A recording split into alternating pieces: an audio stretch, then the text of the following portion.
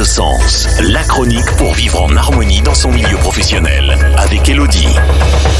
Bonjour et bienvenue sur Radio Grand Lac. C'est Élodie et je suis ravie de vous retrouver aujourd'hui pour cette première émission de l'année. J'en profite d'ailleurs pour vous souhaiter à toutes et à tous une merveilleuse et heureuse année 2024. Je vous retrouve avec joie pour ma chronique En quête de sens. Cette émission est consacrée à cette thématique qui m'est chère, aussi bien dans ma vie personnelle que ma vie professionnelle, puisque j'en ai fait mon métier, accompagner chacun dans sa quête de sens et d'épanouissement. Vous le savez, j'ai à cœur de montrer que tout est possible, de donner envie de suivre ses rêves, de donner les clés pour oser et vivre pleinement et d'apporter une meilleure connaissance de soi aux personnes que j'accompagne. Et cette émission est complémentaire à mon métier puisqu'elle est dédiée à l'interview de personnes dont le parcours est inspirant, des personnes qui viendront nous partager leur histoire de vie, des personnes pour qui la quête de sens a pris tout son sens. Nous sommes ensemble pour 30 minutes en direct sur le 92.1 ou sur radiograndlac.com. Et vous pouvez bien évidemment retrouver toutes les émissions en replay sur la chaîne YouTube de Radio Grand Lac. Aujourd'hui, j'ai la joie d'accueillir et d'interviewer une autre Élodie, puisque nous avons avec nous Élodie Lamarque, qui est thérapeute et consultante en parentalité. Bonjour Élodie. Bonjour Élodie. Comment vas-tu ? Très bien. Merci d'être là avec nous aujourd'hui. Alors, je t'ai présenté vraiment très rapidement, puisque j'en ai dit à la fois beaucoup et en même temps très peu. Donc, est-ce que tu peux nous en dire un petit peu plus sur toi, qui tu es, quel est ton parcours ? Raconte-nous un petit peu ton histoire de vie. Avec plaisir. Donc, je suis Élodie Lamarque, j'ai 46 ans, j'habite en Savoie depuis 6 ans maintenant. Et dans ma vie professionnelle, j'ai toujours travaillé autour de la vulnérabilité et accompagné les personnes en grande difficulté. Alors, dans une première partie de carrière, c'était plutôt au niveau social, avec tout un travail auprès de personnes sans domicile fixe ou aussi auprès de personnes placées sous mesure de protection juridique et sociale. J'ai toujours eu à cœur de travailler avec les personnes, d'accompagner les personnes pour les replacer au centre de leur vie, pour leur permettre vraiment d'être acteurs de leur vie, malgré la vulnérabilité ou malgré les épreuves qu'ils rencontraient. Donc c'était vraiment comment toujours redonner du sens. Et c'est vrai que là, je te rejoins aussi énormément sur l'importance du sens dans ma vie personnelle et professionnelle. C'est un mot que j'aime bien. Quel est le sens qu'on peut donner à sa vie ? Donc, le sens que toi, tu pouvais donner à ta vie, c'était de donner du sens aux personnes que tu accompagnais. Voilà, de les accompagner à s'apaiser et redonner un sens. Dans le mot sens, moi, j'y donne toujours 3 définitions. La signification, comment on peut remplir sa vie, la sensation et la direction. Et du coup, c'est au travers de ces 3 axes que j'ai toujours un petit peu accompagné et construit aussi ma vie. Voilà. Qui m'a menée donc il y a 6 ans en Savoie, où depuis 6 ans, donc j'ai ouvert un cabinet Epimélia sur Chambéry pour accompagner les personnes, les familles, les adultes et les enfants aussi à dépasser les épreuves de la vie, tout ce qui pouvait faire qu'à un moment la vie s'arrête, grince, déraille, donc un deuil, un traumatisme. Comment malgré cet impact, on pouvait continuer à avancer sans oublier et donner du sens. Donc si j'ai bien compris, si je reformule un petit peu, tu as été d'abord dans une vie salariée, dans tout ce qui est établissements sociaux, et tu as déménagé en Savoie, donc, et là tu as tout changé, donc tu as déménagé, tu as arrêté cette activité salariée pour créer ton activité et ce fameux cabinet dont tu parles, Epimélia. Oui, et devenir entrepreneur, oui. Tout en même temps. J'ai très bien réussi la crise de la quarantaine. Je me dispense de celle de 50 ans parce que celle de 40 ans était juste parfaite. Mais finalement, c'était une crise, un mal pour un bien ? Oui, je pense que c'est aussi une chance. Alors, ça peut être extrêmement douloureux, surtout si c'est lié à une perte, mais dans un impact de vie, il y a toujours une ouverture des champs des possibles. Oui, on peut plonger très bas, mais c'est aussi une période où on peut se re-questionner et construire vraiment un nouveau chemin de vie. Oui, l'idée c'est pas d'être toujours dans des difficultés, mais en tout cas les difficultés peuvent nous permettre d'avancer et de rebondir et de créer peut-être des nouvelles choses. Oui, après n'importe quelle épreuve de vie, même une perte douloureuse, la vie sera différente, mais une vie est possible. Et donc, être accompagné, ça permet aussi de la reconstruire, de la choisir, de l'apaiser et donner du sens. Alors, je vais revenir, moi, très rapidement sur ton activité d'avant, enfin, sur ce que tu faisais avant, mais surtout sur la transition entre les deux. Qu'est-ce qui fait que tu as arrêté l'activité salariée pour finalement devenir entrepreneur et créer ce cabinet ? Dans ma carrière, j'en étais arrivée à diriger un service de mesures de protection juridique et sociale. Donc, ce sont les personnes adultes placées sous mesures juridiques, donc curatelle, tutelle. Et donc, j'avais toute une équipe de salariés. Je dirigeais un service, il y avait environ une 40aine de salariés. À un moment, ça n'avait plus de sens. Avec les nouvelles directives financières, politiques qui s'étaient mises en place, je trouvais que les actions et les possibilités que j'offrais à mes salariés d'accompagner ces personnes et d'offrir un service de qualité me correspondaient plus. Ça correspondait plus à ce que je souhaitais mettre en œuvre et je n'arrivais pas à offrir aux salariés une qualité de travail qui leur permettait d'accompagner vraiment avec du sens ces personnes vulnérables. Et j'ai souhaité vraiment retourner un peu plus proche du terrain et aller véritablement à la rencontre des personnes, sous forme de thérapie et d'accompagnement des familles, des enfants, des adultes, où là j'ai trouvé que j'avais beaucoup plus d'utilité et d'impact. D'accord. Et donc tu as créé Epimelia. Donc j'entends, je vais pas rebondir dessus. Effectivement, c'est le manque de moyens, le manque de moyens humains, de moyens financiers qu'on entend malheureusement souvent dans ce genre d'établissement, qui t'a fait quitter le monde salariat. Tu as donc créé Epimelia à Chambéry depuis 6 ans. En quoi ça consiste exactement Epimelia ? Qu'est-ce que tu proposes ? Comment ? Pourquoi on peut venir te voir ? Alors pourquoi, je pense qu'on l'a compris, mais tu peux peut-être en reparler un petit peu, toutes les épreuves de vie. Alors déjà, peut-être commencer, Epimelia, c'est le soin des âmes selon Platon. Platon préconisait de prendre soin de soi, de son intérieur, d'apprendre à se connaître avant d'entrer en société. Pour Platon, c'était la société politique, mais j'ai beaucoup aimé cette idée d'apprendre à se connaître et connaître ses propres ressources intérieures. Le cabinet Epimelia, dans un premier temps, puisque on va peut-être en parler aussi, c'est en cours de transition, s'adapte aussi aux évolutions du monde. J'ai travaillé vraiment pour les enfants. L'idée était vraiment d'accompagner les enfants, les familles, les adultes, puisque suite à un impact, une épreuve de vie, qui peuvent être un deuil, un traumatisme, une maladie, une séparation, un déménagement, tous ces avant-après compliqués à gérer. J'avais vraiment un souhait d'accompagner ces personnes à s'apaiser et redonner du sens, mais de manière très douce, ludique pour les enfants. On vit quelque chose déjà difficile. Ce n'est pas la peine d'en rajouter à forcément devoir parler ou on n'a pas toujours les mots. Donc c'est vraiment des activités, un accompagnement à base d'hypnose, de MDR ou aussi avec beaucoup de supports de jeux, de contes, d'histoires. D'accord. Donc l'idée c'était de pouvoir accompagner ces personnes à passer avec plus de douceur, plus d'apaisement ces épreuves de vie. Donc là, tu parles des enfants avec les jeux, les activités ludiques, mais tu accompagnes aussi, ou tu accompagnais aussi les adolescents, les adultes, ou les familles peut-être aussi. Oui, j'accompagne adultes, enfants, familles, adolescents, puisque souvent tout le monde est impacté. J'interviens aussi dans les entreprises, pour accompagner aussi en cas de choc. Ça peut être un suicide d'un salarié, un accident, tout ce qui est dans les équipes. Et j'accompagne aussi les professionnels qui peuvent être parfois en difficulté dans leur activité professionnelle. Par exemple, tout ce qui est des salariés des pompes funèbres, des postes ou des maîtres d'internat, dont je travaille notamment beaucoup avec les MFR du Rhône et de l'Ain, pour accompagner aussi ces personnes qui sont confrontées dans leur vie professionnelle à des difficultés, à des problèmes relationnels ou des épreuves aussi. D'accord.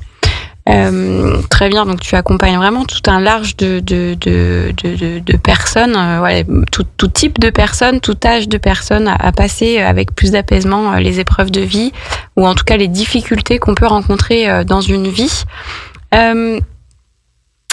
Tu disais que c'était peut-être en transition. Pourquoi ? Parce que depuis 3 ans, et depuis les différents événements qu'on a traversés, notamment avec la pandémie, le Covid, mais aussi tout ce qui nous entoure désormais, cette violence, la guerre aux frontières de l'Europe, les attentats, ces inquiétudes financières, écologiques, je trouve que depuis 3 ans, le contexte est vraiment difficile et chahuté. Et que ça devient beaucoup plus large. On peut être vraiment, j'ai pu observer vraiment des situations vraiment anxiogènes, aussi bien chez les parents, chez les enfants. C'est très difficile, ne serait-ce que pour nous déjà, de l'avoir vécu, et aussi de trouver les mots pour expliquer à ces enfants qui peuvent avoir des questions. Et j'ai souhaité vraiment élargir mon accompagnement en travaillant vraiment sur cette pédagogie de vie, cette prévention qui est comment on peut parler de la guerre aux enfants, comment on peut parler des pertes aux enfants, voilà, comment vraiment adoucir le quotidien de façon beaucoup plus large, beaucoup moins ciblée sur les épreuves de vie. Je continue toujours à les accompagner, mais c'est vrai que j'ai développé toute une méthode à base de contes, donc d'histoires thérapeutiques et pédagogiques, pour soutenir les parents et les enfants à comprendre ce monde qui nous entoure et qui peut être vraiment anxiogène. Donc, si je comprends bien, jusqu'à présent, c'était vraiment plus de la guérison, c'est-à-dire j'ai eu une épreuve de vie, ça ne va pas et j'ai besoin d'être accompagnée, ou mon enfant, ou peu importe qui est concerné. Aujourd'hui, la transition, elle se fait sur l'approche, sur la méthode. Aujourd'hui, tu vas essayer d'être plus dans la prévention, c'est-à-dire faire en sorte qu'il n'y ait pas de traumatisme ou peut-être faire en sorte qu'ils aient pas besoin de venir te voir en urgence. C'est vrai qu'avant c'était peut-être un accompagnement, une thérapie beaucoup plus ciblée. Donc ça demeure, mais je trouve qu'actuellement, et ce que j'ai pu observer, aussi bien les enseignants, les professionnels et les parents, on peut être démunis un peu pour accompagner nos enfants. En ça, le monde a vraiment beaucoup changé, il est inédit. Personne n'a grandi avec des pandémies ou avec la guerre à la frontière, et du coup pour moi, l'éducation qu'on pouvait avoir reçue nous-mêmes doit s'adapter et doit changer. Il est plus possible pour moi de soustraire les enfants aux informations. Tout est accessible aux enfants, qu'on le veuille ou non, selon moi, ce que j'en observe. Même si nos enfants n'ont pas de téléphone ou qu'on a un contrôle parental, il y aura toujours un copain à l'école qui montrera le téléphone, il y aura les minutes de silence à l'école. On n'est plus dans un monde où on peut soustraire l'enfant des informations pour leur construire un peu une bulle. Pour moi, c'est vraiment accompagner les enfants à penser PENS et à penser PANS, soigner le monde. Il faut vraiment les accompagner pour qu'ils puissent comprendre et avancer dans ce monde. Et souvent, on n'a pas les mots parce que nous-mêmes, nous pouvons être un peu chahutés, impactés, inquiets. Et donc, c'est vraiment offrir des outils et accompagner les parents pour trouver les mots pour accompagner les enfants, les apaiser et surtout qu'ils puissent se projeter de façon sereine dans l'avenir. Oui, puis nous aussi, on a accès à énormément d'informations et c'est vrai que des fois, on sait plus. On sait plus qui croire, quoi faire, comment faire, parce qu'on peut avoir tout et son contraire accessible.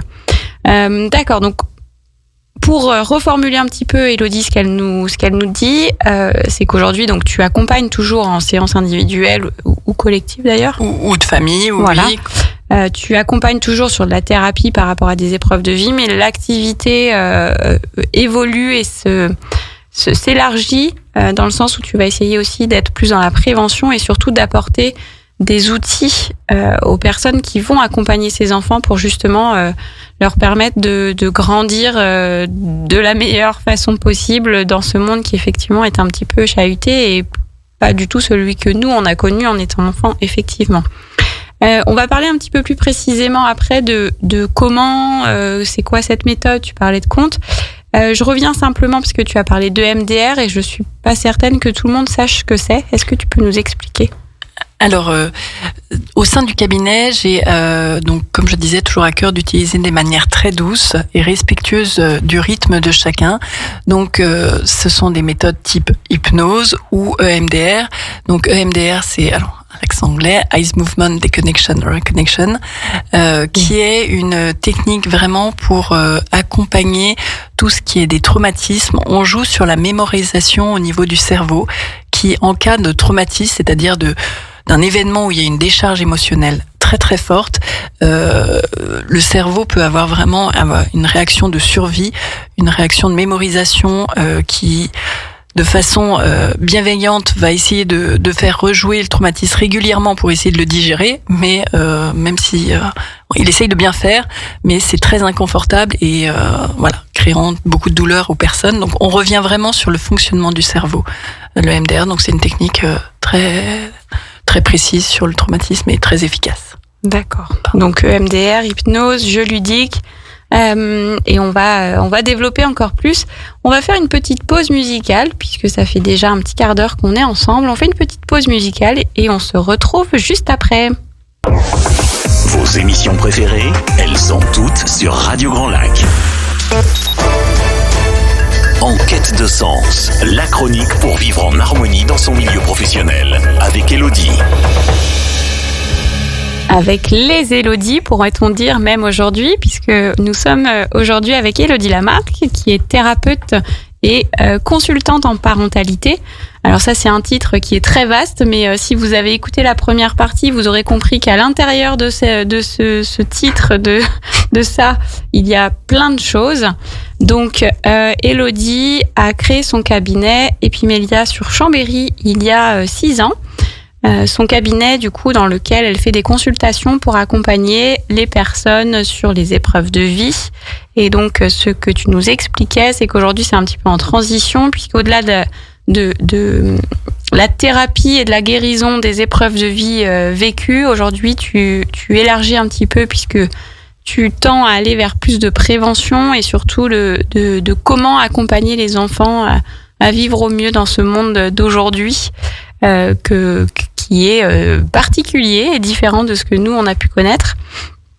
Alors, tu nous parlais, juste avant la pause, de contes que tu avais développé, créé une méthode autour de contes. En quoi ça consiste ? Oui,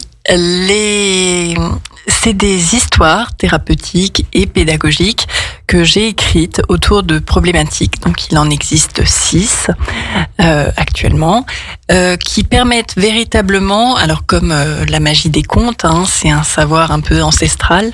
Les contes, ça a toujours existé à toutes les époques, dans toutes les sociétés, dans toutes les civilisations, avec vraiment cet objectif d'être un vecteur d'apprentissage, d'ouverture d'esprit, de garder en mémoire aussi. C'était donc tout l'enjeu des contes auparavant. Et ce que j'aime beaucoup dans les contes, c'est qu'il y a une douceur, un respect des personnes et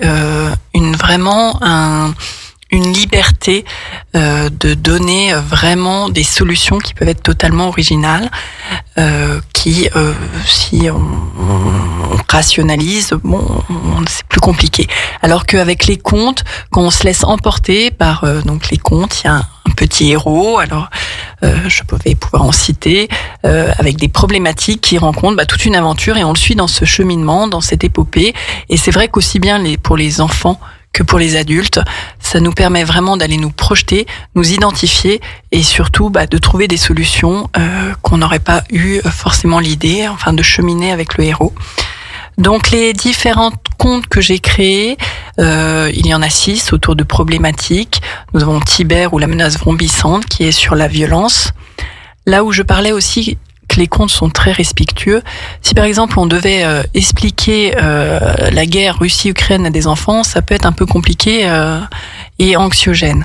Dans le conte, c'est toute la magie, c'est que on va parler des frelons qui se chamaillent avec les abeilles et au travers de ce conte qui est un réel support de discussion aussi en famille ou en classe, on va aborder qu'est-ce que la violence. Qu'est-ce qui crée la violence, comment on peut éviter la violence, comment on peut apaiser la violence, voilà, mais de manière beaucoup plus douce et beaucoup plus distancée. Le conte permet en fait d'aller ouvrir le sujet et ensuite permettre à travers les échanges, à travers l'histoire qu'on lit aussi ou qu'on écoute, de comprendre, de s'informer, de trouver des solutions. Donc c'est vraiment une ouverture, comme tu le disais, une ouverture d'esprit dans un premier temps. C'est pas simplement un conte, j'écoute et point. Il y a vraiment derrière cette volonté de créer de l'échange autour de ce conte. De créer de l'échange et de créer du changement, créer de la transformation, de l'évolution, même pour les adultes, pour nous. Et là où je parlais du respect, les contes, par exemple, que j'ai écrits, les 6 contes, sont aussi maintenant animés en classe, enfin sont des supports dans les classes en cycle 2, cycle 3, donc ce qui couvre à peu près le primaire, pour permettre vraiment de travailler sur ces thèmes. Et ce que j'aime, c'est que je suis des fois un petit peu réticente, par exemple, sur les ateliers philosophiques, où au sein de mon cabinet, j'ai eu plusieurs fois 2 ou 3 enfants qui, après un atelier philosophique, par exemple sur la mort, avaient été vraiment choqués parce que c'était en classe qu'ils avaient appris que papa et maman pouvaient mourir. Enfin, les ateliers philo ont des apports vraiment intéressants, mais ne respectent pas forcément le développement émotionnel, relationnel et psychique de l'enfant. On le projette un peu dans des questions qui, tous les enfants n'en sont pas au même stade. Par exemple, le bateau pirate du capitaine Édouard est un conte qui permet de travailler sur la perte, parler de la perte. Et ce que j'aime, c'est que le conte va travailler de lui-même. Alors pour certains enfants, quand ils vont écouter ce conte, c'est certain que ça va leur renvoyer à la perte d'un proche, si malheureusement ils ont connu un deuil. Et pour d'autres qui n'ont pas vécu ce type d'épreuve, vont y retrouver tous les éléments quand ils ont perdu leur doudou, ou perdu le chat, ou perdu le ballon qui s'est envolé à la fête foraine. Chaque enfant va en fait entendre le conte avec sa perte majeure, là où il en est. On ne le pousse pas au-delà. Oui, ça va pas lui amener un traumatisme supplémentaire. Non, on respecte vraiment le rythme. Et c'est pour ça qu'à chaque écoute, on entendra un petit peu différemment le conte. Et puis même si plus tard, il a une perte un peu plus importante, il se souviendra un peu des clés, des ressources, ou reconnaître un peu les éléments qu'il avait entendus dans le conte, puisque l'enfant s'identifie très facilement au héros. Même nous, même adultes, je suis sûre que tout le monde se souvient d'un héros, d'un personnage de dessin animé ou de série qu'il avait vraiment affectionné. Et voilà, ça reste très actif très longtemps, toute cette identification. Donc c'est vrai que ça permet vraiment d'accompagner. Et c'est aussi très sécurisant pour les parents, pour les enseignants, pour les enfants, puisqu'on va à son rythme. À un moment, l'enfant va bien se rendre compte qu'on parle un peu de lui, enfin que ça bouge un peu des choses. Et si l'émotion est trop importante, simplement il reviendra dans l'histoire du pirate, du fantôme, enfin voilà, il se reprojettera, ça sera simplement une histoire à écouter. Et c'est ces petits allers-retours qui font vraiment que ça chemine aussi intérieurement. Donc des contes que tu as entièrement créés, que tu as enregistrés, donc c'est des contes qu'on écoute, qui sont à destination des enfants, mais pas directement forcément, tu en as parlé très rapidement, mais on va développer un petit peu. C'est aussi les parents qui peuvent les utiliser pour leurs enfants. Tu parlais d'enseignants, d'établissements scolaires. Donc les professionnels aussi peuvent utiliser ces contes ? Oui. Alors les contes, comme déjà tu disais, ils sont en audio. Donc c'est-à-dire qu'on écoute le conte, il y a une illustration pour un peu permettre de reconnaître le héros, mais j'ai vraiment tenu à ce qu'on retrouve la transmission orale qui était importante dans toute cette transmission de savoir autour des contes ancestraux, sur le fait que l'audio aussi, les enfants actuellement sont plongés dans un monde d'écran et de visuel très important. Là, l'audio permet vraiment d'offrir un support à l'imaginaire et à la création de sa propre histoire dans sa tête. Donc c'était vraiment important pour moi que ça soit en audio. Et oui, il existe associé au conte soit tout un jeu d'ateliers scolaires qui sont faits auprès des enseignants, alors que j'anime, où il y a aussi la formation que je réalise pour les enseignants pour qu'ils puissent utiliser la méthode. Et aussi, les contes existent associés à une carte pédagogique. Donc, c'est-à-dire que là, c'est plus à destination des parents, des familles, où sur cette carte, ils vont trouver des éléments par rapport aux différentes problématiques. Comme je disais rapidement, il y en a sur comment présenter la violence, le conflit, comment parler de la perte, le Charivari de Suzy est sur l'hyperactivité, les turbulences d'Harry sur les grands bouleversements de vie, Charlie sur la gestion des émotions telles que la colère et la peur. Donc sur cette carte, on retrouve des éléments de compréhension et derrière des guides de discussion adaptés à différents âges, parce que c'est ce que j'aime aussi dans les contes, c'est que c'est un rassemblement familial qui est possible, puisque les contes, entre 4 et 5 ans, on peut commencer, selon la concentration de l'enfant, et son habitude à écouter des histoires, et voilà, jusqu'aux grands enfants, j'ai envie de dire, jusqu'à 100 ans, on va tous aimer quand même se retrouver dans les contes. Donc voilà, donc c'est aussi une activité qui permet de rassembler aussi bien des enfants de 5-6 ans qu'un adolescent de 12 ans et avoir une discussion avec des niveaux différents, bien sûr, de comment on rentre dans l'histoire. Donc les contes pour vraiment aller vers plus de douceur et plus de compréhension du monde, en général, ce que tu appelles toi la pédagogie de vie. Donc ces contes, si vous êtes une famille, des parents, si vous êtes concerné pour vos enfants ou pour, j'en sais rien, les enfants de vos amis, peu importe, ça peut être accessible pour tout le monde. Mais également, du coup, on le disait, mais je le répète, si vous êtes enseignant, si vous faites partie du corps enseignant et que vous avez envie d'apporter cet outil-là un peu différenciant de ce qu'on peut trouver effectivement habituellement dans les établissements scolaires pour parler de ces différents sujets. Donc tu l'as dit, la violence, le conflit, l'hyperactivité, les émotions, la colère, la peur. Donc c'est vraiment des sujets qui sont d'actualité. Et puis alors pour le coup, pas que chez l'enfant, hein, c'est un vrai sujet pour tout le monde en effet. Donc les contes commencent à faire partie pleinement de ton activité aujourd'hui. Est-ce qu'il y a d'autres projets, est-ce qu'il y a d'autres envies de ton côté pour justement pouvoir déployer cette prévention et cette pédagogie de vie?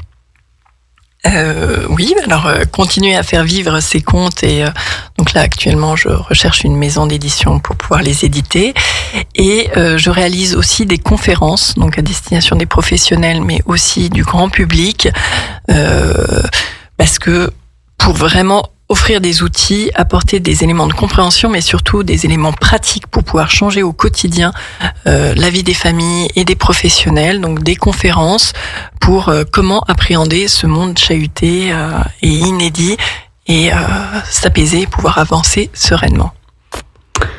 Sereinement, c'est un terme que l'on aime bien entendre. Écoute, merci pour toutes ces explications. C'est vraiment intéressant et je pense que tu vas avoir de quoi faire. Malheureusement ou heureusement, je ne sais pas. Comment est-ce qu'on peut te trouver si quelqu'un a envie de te contacter, si quelqu'un a été intéressé par ce que tu nous as partagé aujourd'hui? Comment on te trouve? Comment on te contacte? Alors, mon cabinet est donc situé à Chambéry, donc s'appelle Epimélia, donc sur Internet et Facebook, vous pouvez me retrouver. Et pour tout ce qui est les contes, c'est le site elodielamarque.com qui sont donc là-haut accessibles. Et vous avez un compte disponible en libre écoute pour les adultes aussi, dont on n'a pas parlé, un voyage musical, La Branche, qui permet vraiment d'accompagner tous les bouleversements ou épreuves de vie. Donc lui, il est en audio libre sur le site elodielamarque.com. Pour vous faire une petite idée, vous avez déjà entendu cette douce voix, donc vous serez habitués. En tout cas, n'hésitez pas soit à aller découvrir donc sur son site internet elodielamarque.com, donc la marque LAMARQUE. Ou bien contacter directement Elodie. De toute façon, vous la trouverez très facilement, effectivement, sur Internet ou sur les réseaux. Merci Elodie d'avoir été avec nous.